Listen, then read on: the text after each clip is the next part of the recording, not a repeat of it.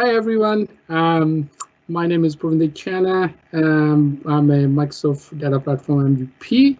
Today I'm going to talk about really interesting topic. I'm pretty sure if you are using Power BI, you probably come across a working with dates and the time intelligence and whatnot, and that will be the topic for my session here. Um, um, Quickly. Again, this is just from the organizer. Donate, scan this link, and it's in the support of UNICEF. I guess you guys already seen in the other presentations as well.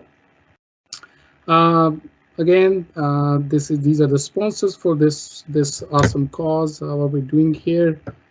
Kudos to all the sponsors, and just want to share that as part of my presentation.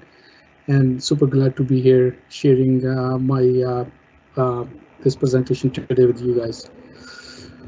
All right, quickly on agenda, I'm not going to go into too much in detail, but a couple of things we're going to talk about is what is a date table, calendar table, also known as calendar table most of the time, and why it is important. What are time intelligence functions actually? What those are, what does that actually means? And we're going to also look into some of the examples about the time intelligence functions. We will go some debug techniques depending on the time. We have only 45 minutes to try to cover as much as I could, and best practices and some summary and way to go and learn more. Quickly about me, my name is Parv Chana, also in short Parv Chana. I'm a BI architect and consultant. I have my own consulting company here in Canada, Vancouver. You can reach me at LinkedIn, Twitter. I'm not very active on Twitter, but LinkedIn I'm very active. Of course, I do write some blogs and try to stay up to date with my knowledge. And of course, you can send me an email here as well. Okay, so to the topic. So what is a date table and why it is important? I know the topic says the time intelligence, but the fundamental and the basic need for a time intelligence functions to work, we need a date table in our model. So why date table is important? Well, first of all, there are around 44 plus, I think in 44, or maybe more, there are time intelligence functions, like, for example, dates year to date, previous year, previous month, and DATEADD, same period last year, parallel period. You guys probably seen all that these DAX functions. Those are known as the time intelligence functions, basically, which are working on a time series and allow us to create different kind of analysis, like trend analysis, comparison year over year, month over month, and whatnot. To use all these functions, it is recommended to have the date dimension table because that dimension table contains a special metadata which allows these functions to work as they expect it to work. If we don't have the date table, we have to do some workaround to make these functions work. You can still make those work, but not efficient and effectively as compared to having a date table in your model. So then if that's important, what are the requirements for the date table? Again, it's a simple thing. You guys already seen historically in data warehouses. It's nothing new to the Power BI. It's a traditional data warehouse star schema. If you talk about it's in a requirement where you have a date table which has the continuous date. One of the requirement is there are dates. It could be a 5-year long table, 1 year long table, 6-month table, 20 years, depending on your data start date or end date, whatever you're comparing is. But the key is that there is no missing date. So let's say if we take an example of 2019, we have a date table of 2019, 2020. So basically we have a continuous date starting from 1st January 2019 to 31st December 2020, and the date is unique in that table. It's not like you have a duplicate dates record, and then you have more attributes like a year, month number, and whatnot. I think everybody who work with Power BI or working with Power BI or learning all the stuff, they know all that stuff. And if they don't, I would highly recommend one must have a date dimension in their model. So that's why the date table is important, because we need to take advantage of those time intelligence functions available in DAX functions available for us to use. What are time intelligence functions?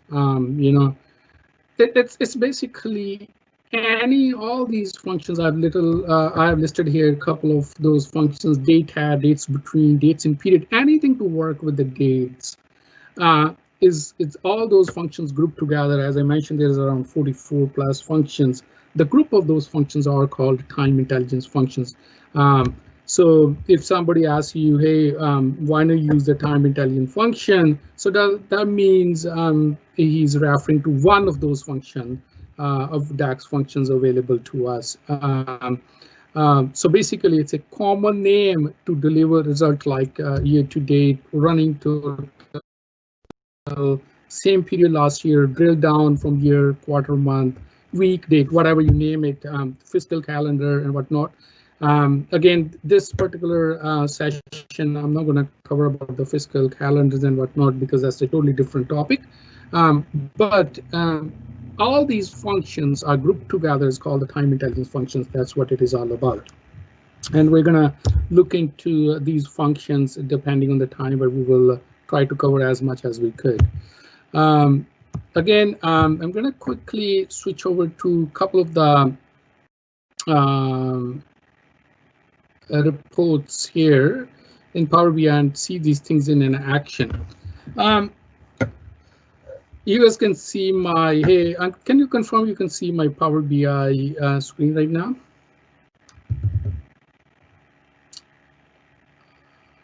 Pardon? You can see Power BI screen right now, not the presentation, right? Yes. Yeah, okay, perfect, thank you. Perfect. Okay. Yep. Okay, sounds good. All right, here I have a very simple Power BI report, and I just want to make sure a couple of things I want to show here. So I have a one sales table here, nothing fancy, and it has around 60,000 rows in it. And you know, typical sales table or sales order table, it has an order date, it has a due date, and it has a ship date. So multiple dates, of course, to analyze if you want to see how many orders we shipped in this month, how many orders are due in this month, and how many orders we received. So all these dates are there for us to do any kind of analysis. Now, when you look into this table on the side, what you see here is each date column has a date hierarchy underneath this. We never created or asked for this hierarchy, but it is there. We will talk about where it comes from and whatnot. So what this hierarchy does is it has the year, quarter, month, day, similar other date columns for our order date, same thing, and also with our ship date. Where is this hierarchy coming from? Power BI wants to bring your data in the model. Any date column, the type of the column which is date, it creates a hidden date table behind the scene for that particular column. So in this case, it has created a date table behind the scene with the minimum and the maximum date range based on the due date date range in the due date column, and it created a full let's say if the due date start from a 2018 and until today, it will create a date table starting from 2018 to until now, and similarly for the order date and the ship date as well. So basically we have a 3-date table. Now the problem, this works great if I really want to. I don't need any date table in my dimension because it's already built. But if I want to see my sales order received and the due or shipped on the same common x-axis, I cannot do that. One of the reason is because there is no common date table in this particular model, because all these columns has their own date table. I can surely, in this case, I've taken the due date, year, quarter, month, and on the values I put the sales amount. I can drill up and down the way I wanted to see it, but I cannot see how many orders shipped in 2011 or how many orders we received in 2011. To do so, I need to use the date table associated with that specific column. So that's the one challenge with this particular model. If you have multiple date columns in one table or other tables as well, you don't have a common dimension where you can slice and dice the data in terms of year over year or month over month or whatnot. The second thing is now we have a multiple date columns. It really grow our model very big. Instead of having 3 date tables behind the scene, in this case Power BI automatically created, if we create our own date table and connect with or set a relationship between these columns, we will have one date table, and instead of multiple date tables, plus we will be able to use that common date table to slice and dice the data across different measures what we want to use.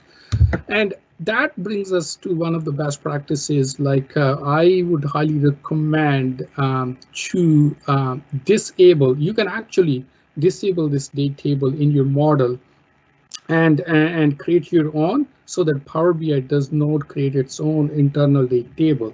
And I have seen models where there are, like, let's say 20 different columns in 20 different tables, all the date columns, and the size of the model is very, very big. I've seen sometimes people say, you know what, my Power BI model was very, very small. I added new table, and all of a sudden my Power BI, I have only 100,000 rows, but my Power BI model has grown from increased by, let's say, 100% or 200%.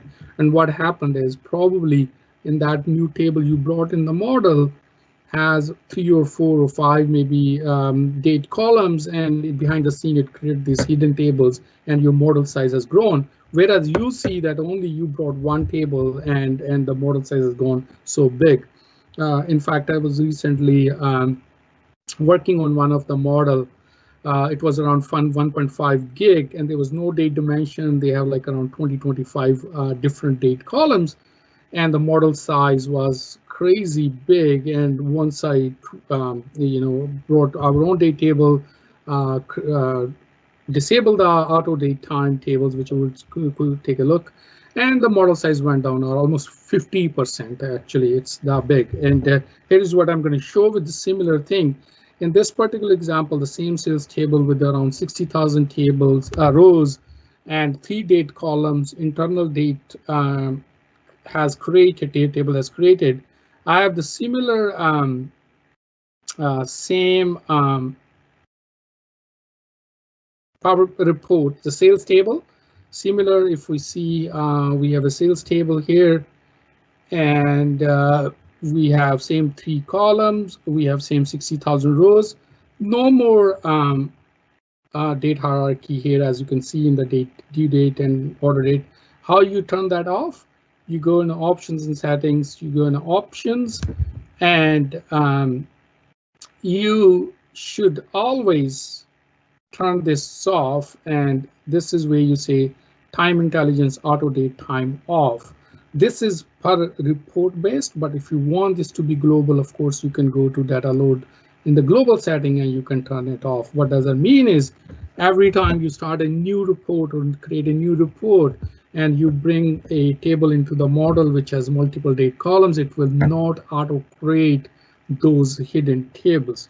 So that's how you disable those dates. And then people, I see when this happens, I recommend, okay, turn that off. They say, oh, we lost the hierarchy. Where does I have my hierarchy? Before that, I have a year, month, date, day hierarchy, and I lost that. Again, as I said, you need to bring your own date table. So in here, in this particular example, I created a date table using the DAX function.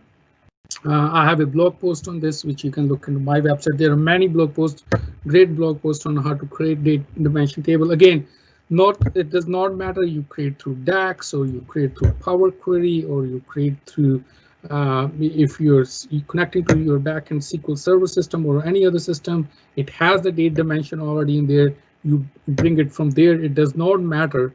What matters is that you have to have a date dimension table in your model. And a couple of things you need to do is once you bring the date dimension table, you make sure that it is marked as a date table. What does it do is at that point of time, mine is already marked. Let's say I unmarked it. So if I go back and mark as a date table, let's go back, mark as in a date table, select a column. Our date is of course, the requirement is select a column to be used for the date. It doesn't need to be the name date, could be anything, but it has to be a data type date and only unique values. So you choose your column and it validate and then it mark as in a date table. What does a mark as date table does? It has some special metadata behind the scene which is used by the time intelligence functions. There's a link in my slide presentation. Once I share with the organizers and they share it with you, you guys can take a look at the link and see what does the mark as date table does. So what I recommend is always, my way of doing this is I've created a template which has a date table in this, created in Power Query. Any new report I start with that. It already have the date table in it, and then I work from there. The point here is to bring that date table, like how does it make a difference in the model? So here is one comparison I have done with these two reports, which I showed you, one earlier and one now, this one. So this one, auto date time off, we turn this off. And my file size of the model is 493 kilobyte with the two tables only. And the one which we saw before, we had the auto date time on. And look at the 60,000 columns, rows only in one table. The model size was 2.2 megabyte with the 6 tables. We couldn't see the 6 tables in the model, as I said. If I quickly go back to my old one, we don't see 6 table in this particular file. But what we see is only one table, which is sales. But through the DAX Studio, through the Vertipack Perform Analyzer, looking at this, it says 6 tables. So what does the other tables are coming from those date dimension hidden tables. And the difference between these two is approximately 75% reduction in the size of the model. And if you're loading the model in the memory and think about that, how big of an advantage this is. And it's only one table, 3 date columns, and 60,000 records, and such a big impact. So point here is whenever you start in a Power BI report, and of course, if it has anything to do with the dates, comparing year over year, month over month, anything, you were visualizing the data, slicing year, month, date, turn the auto date time off, bring your own date table, mark that as in a date table, and use that as your visualization, a common dimension to slice and dice by year, month, or quarter, or whatever your needs are. Other question comes is usually, I have a common date dimension table now. I have a sales table. I can't have a multiple relationship because we have one common dimension table here, date, and we have a sales table which has 3 different dates. Now, how we handle that, because these doesn't have a separate date dimension now anymore. So you can surely have more than one relationship between your date dimension table or any 2 tables. This is nothing to do within a date dimension, but any 2 tables, but in this context is more about the dates. You can have the relationship, and then because between 2 tables, you can have only one active relationship. In this case, our active relationship is date and the order date. So it means anything I slice and dice on the date for the sales, it will be on the order date. But these are the inactive relationship. What I need to do is to make these relationships active. I just need to create the measures, and in the measures, I need to use the function called use relationship to make this relationship active. So what does that mean is in that specific measure which I write, I can say make this due date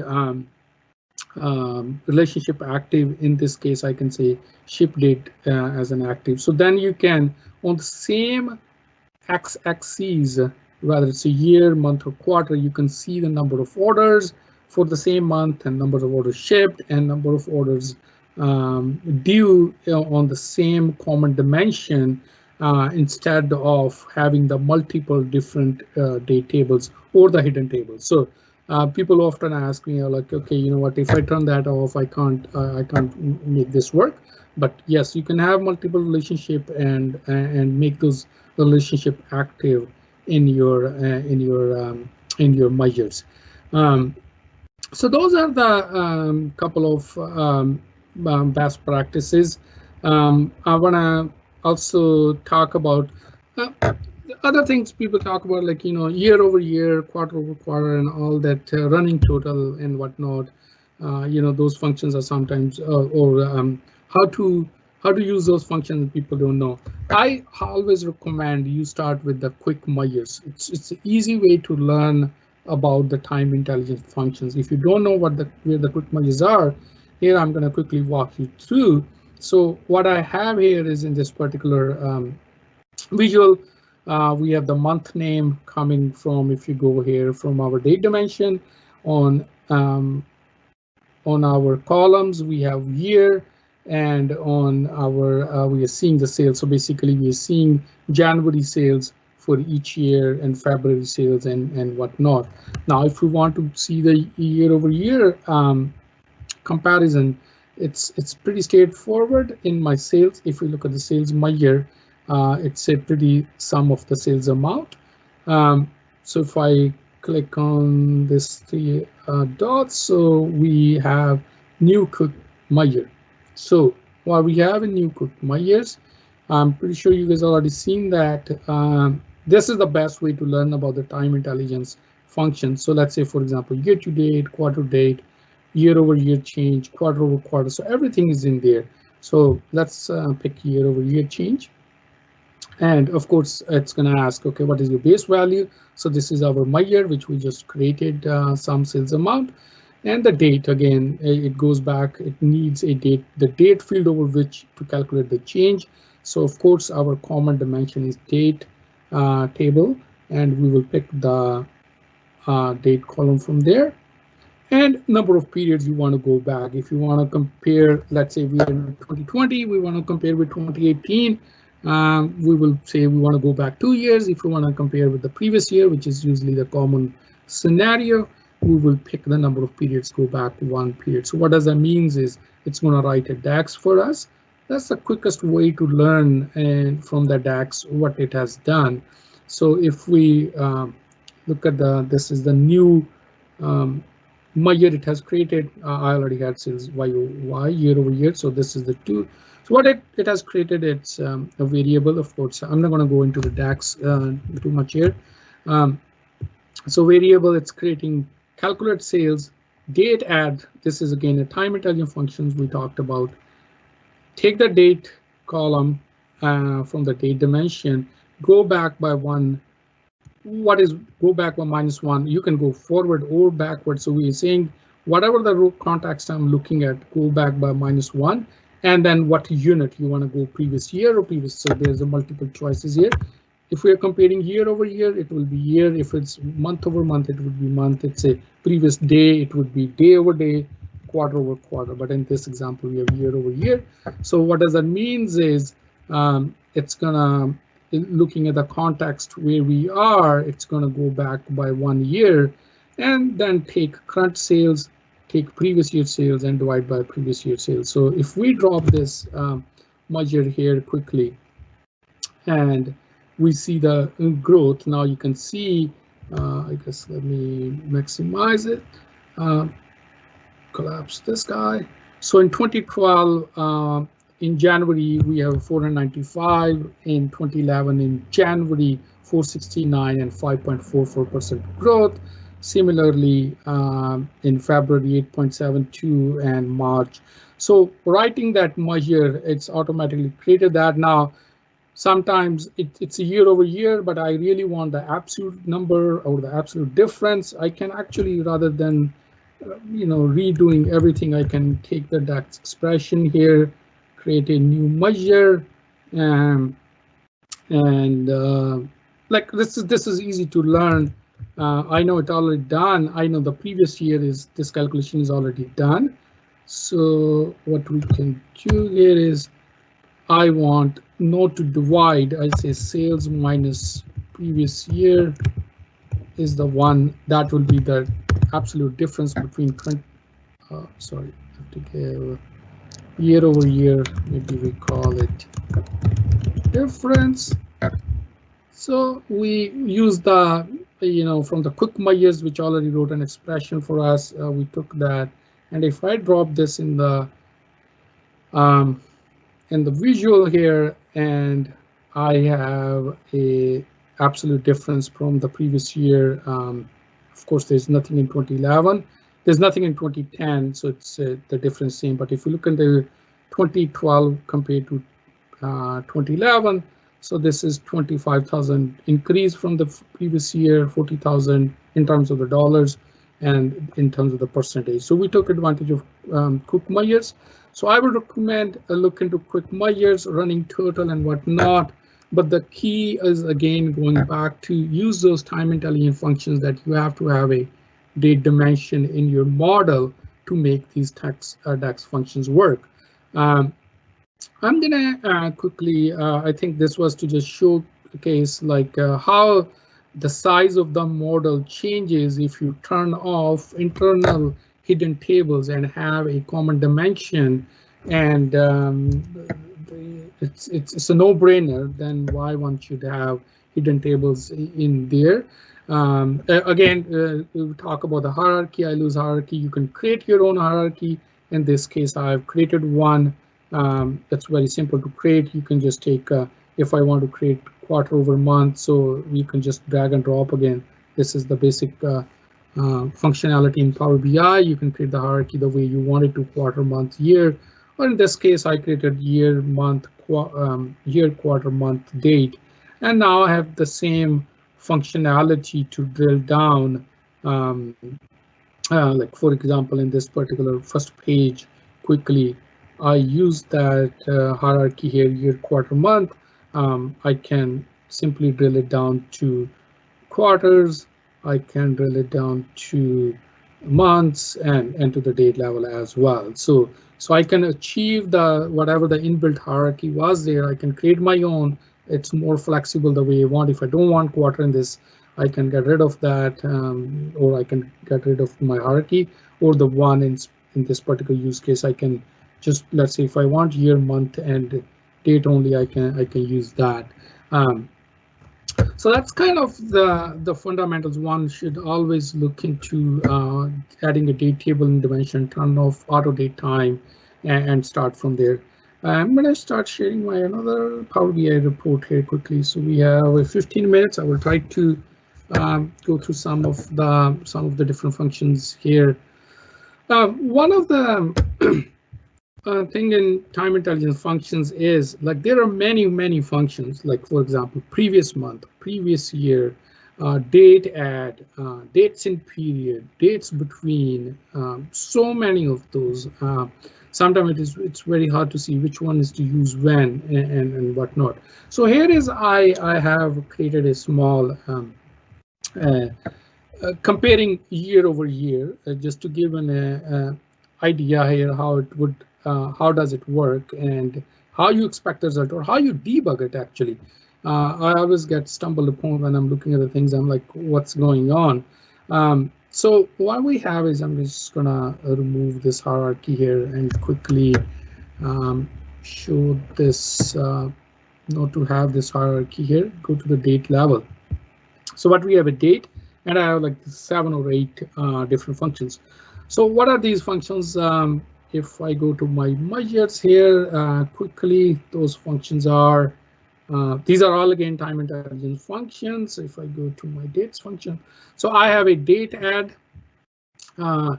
parallel period, previous year, same period last year function. So what has DATEADD is basically what I'm saying. In the max, I'm giving me the maximum calendar date,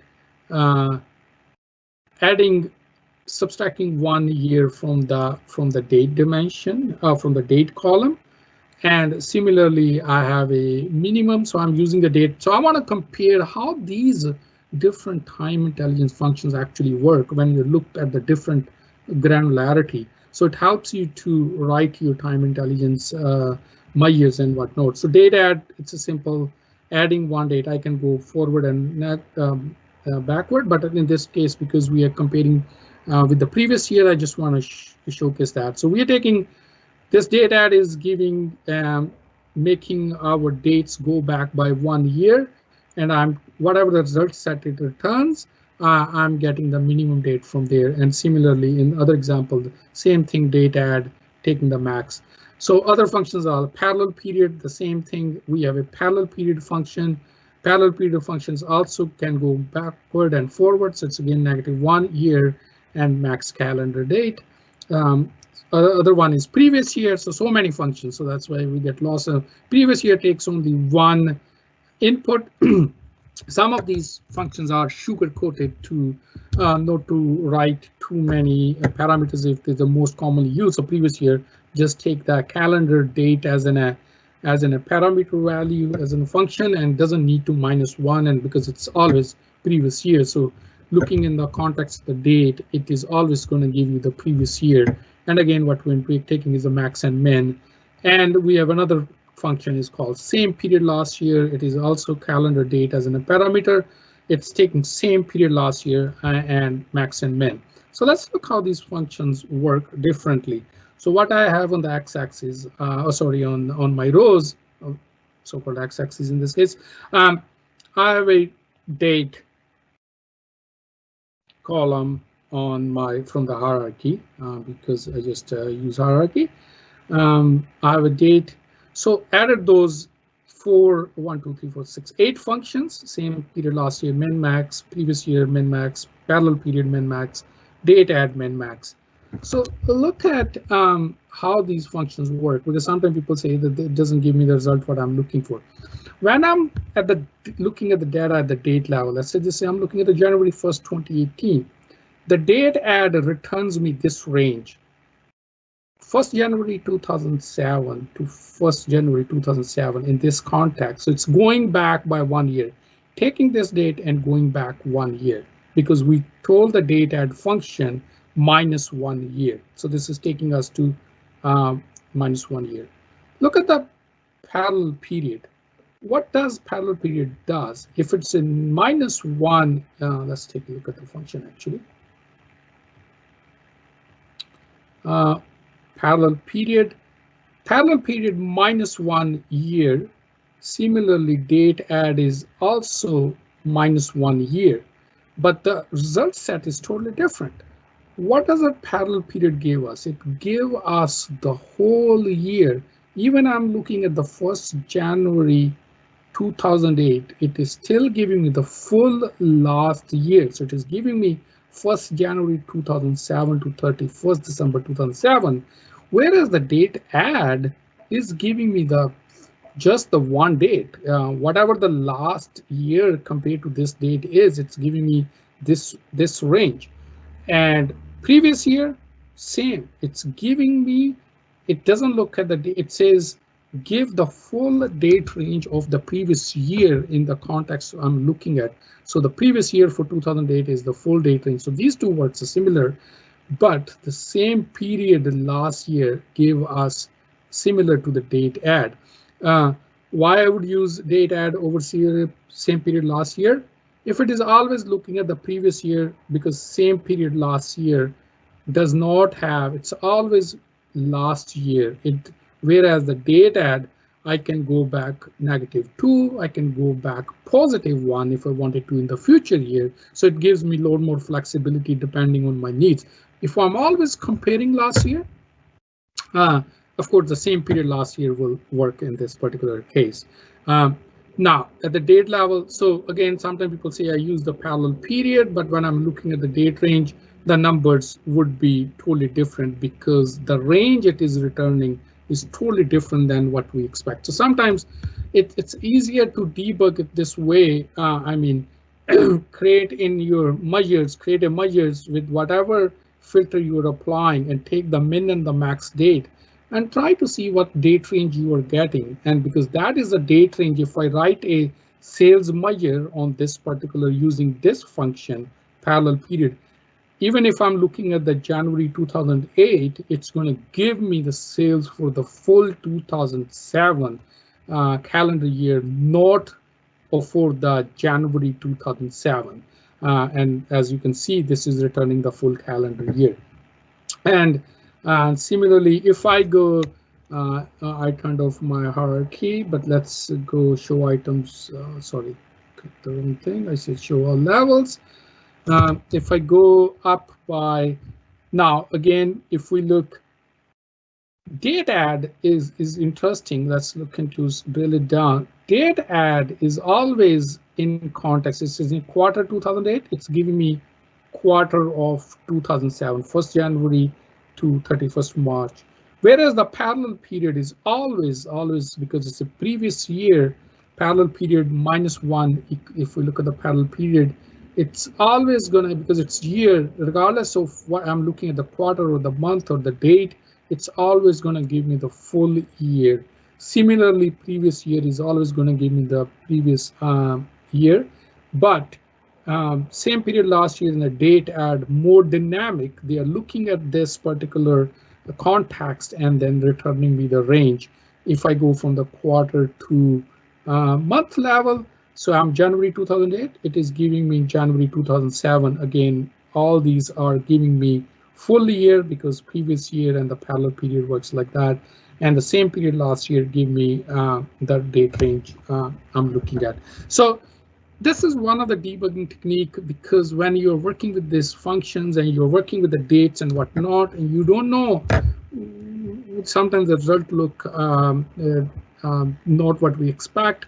The one way to debug is just create a measure and give your whatever you're filtering on in your DAX function or the measure you're using, use that and take the min and max and then see what date range you're getting in your model, in your measure.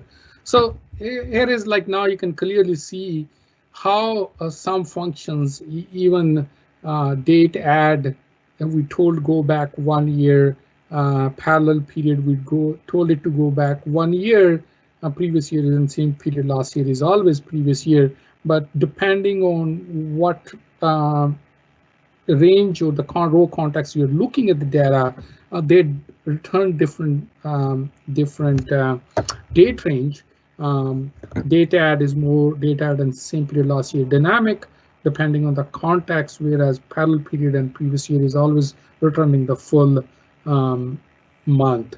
And similarly, we have the parallel period. I can, of course, if I say I can always have parallel period month, it will always give me full month regardless of, even if I'm looking in the 15th of March 2008 and I have parallel period, it's always going to give me full previous month.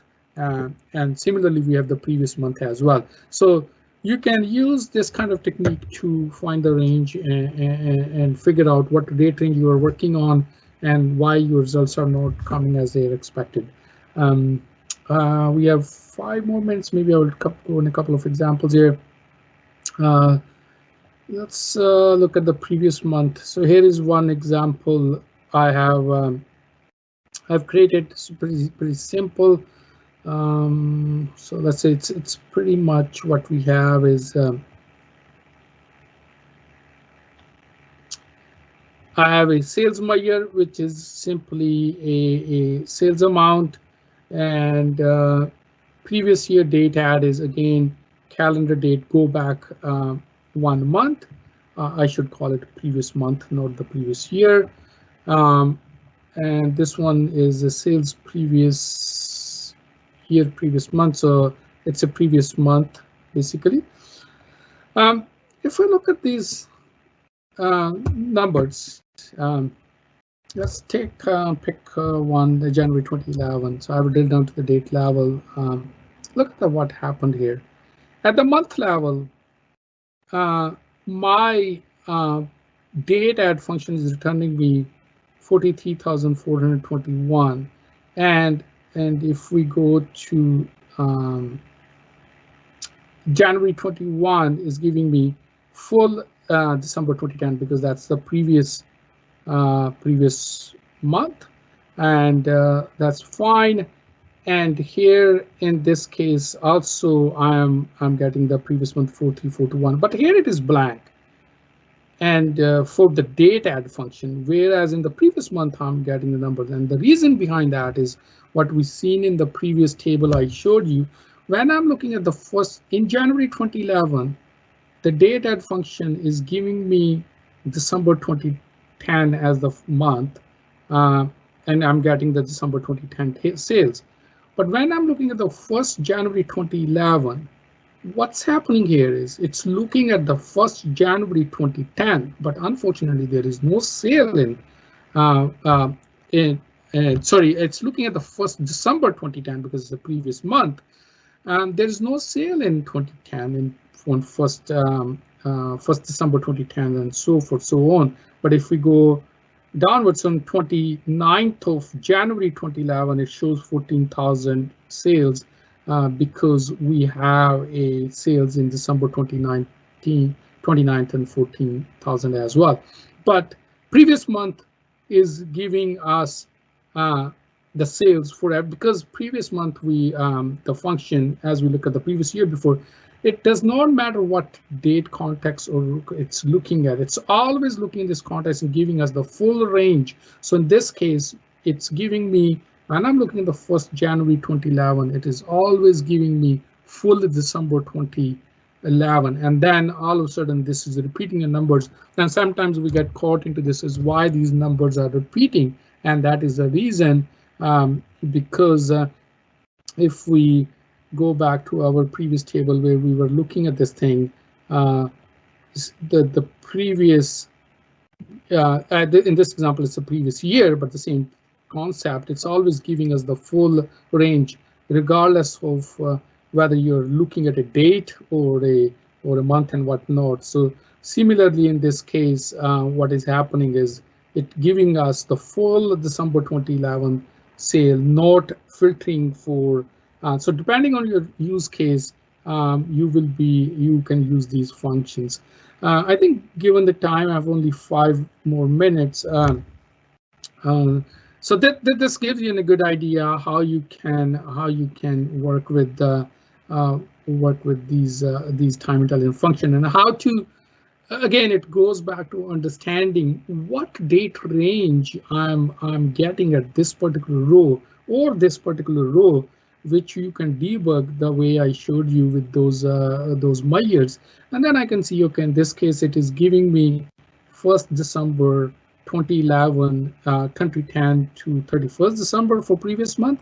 But for the DATEADD, it is dynamic. It's changing depending on at what level I'm looking at the data. What is my row context? Is it a month range or it's a date? There are no more examples, but I think given the time, I will quickly jump over to my presentation here. So of course, we're looking at the time intelligence.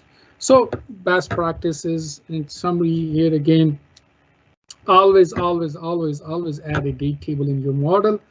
You know, it's a no-brainer. Even you're not going to use the date. As I said, I created a template for myself. Every time I start a new report, I start with a template. It has a date dimension already in there, or whatever the columns I need, those are already in there. I had turned off the date load, data load, auto time, date time, because there's no reason to have those hidden tables, and just increase the size of our model. Sort columns, always, you know, in the date dimension, you can have like a month, like January, February, March, April, May. If we use those columns directly, they're going to be alphabetically. April is going to be the first one, and so August then, and of course you can sort it by month number. There's a sort by technique. Of course, you guys, it's nothing to do within a date, but just commonly used to sort your one column by another column. I have a blog post which is talk about the basic date dimension, which you can take the DAX which I showed you, and you can use in your Power BI reports. Remove aggregation from all number fields. We have a year column in date dimension. We have a day number, month number. We're never going to aggregate. By default, those are number fields, and if you drop them, if you drop the year on a canvas, if it's a number field and the aggregation is on, it's going to sum up all the years. You're never going to sum up the years, so always change all the date year number columns in your date dimension and change their aggregation to do not summarize. Always mark date as in date table. As I said, there is a special metadata. There is a link in my presentation which on for SQL BI, Marco Russo and Alberto Ferrari website, which talks about why it is important to mark table as a date table. Don't want to go in detail on that. As I just said, turn off auto date time and keep one date table in the model as much as possible. I mean, sometimes it's not possible. You need more than one. There are different use cases for that, but the approach should be to keep one date table and have it connected to all your other tables, which has the date common date fields in there or columns in there, and link with that. If one table has multiple date columns, you can have inactive relationship. You can make those relationships active in your measures using the user relationship function. Again, there are links in this time intelligence functions on the website, add date table, how row-based time intelligence. There are a couple of other common scenarios where people say is I want a slicers where I say previous year, previous month, same period last year, or something like that. They will want to create as a slicer, so that person click on a slicer and then it gives you the date range. So there's some techniques. I have shared some interesting links here which you can read, and expanded tables in DAX is another thing which is important to learn. It is in one of my demo, but unfortunately we cannot cover it today. So I think that's pretty much again. This is, I think, feedback from this from the organizers. You can scan these codes to send the speaker feedback and even feedback. Thanks for attending my session. Again, my contact information is here. Please reach out to me anytime if you need any assistance or anything, any question you have around this or anything related to Power BI. Thank you.